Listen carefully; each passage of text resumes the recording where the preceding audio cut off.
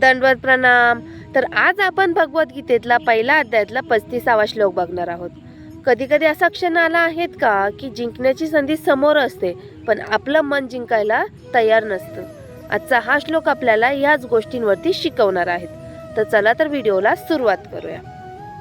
एतान हन्तुमिच्छामि घ्नोति मधुसूदन अपि त्रैलोक्य राज्यस्य हेतो किनु मही कृते.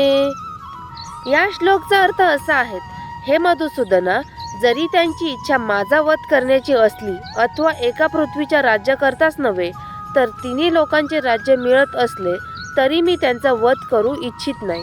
म्हणजेच अर्जुनासाठी आता सत्ता, विजय, राज्य या गोष्टी महत्त्वाच्या राहिल्या नव्हत्या, कारण त्याच्यासाठी नाती जास्त महत्त्वाची होती.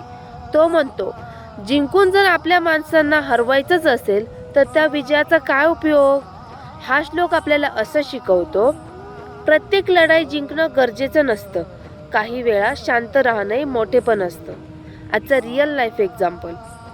कधी कधी आपल्या जवळच्या लोकांसोबत वाद होतात.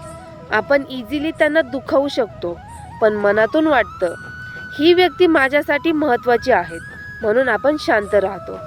ही कमजोर नाहीये, ही त्या नात्याची किंमत आहे. आजचा पॉवरफुल मेसेज. भगवद्गीता आपल्याला असं सांगते, अहंकारासाठी नाती तोडू नका, कारण जिंकूनही जर माणसं हरवली तर त्या विजय नसतो.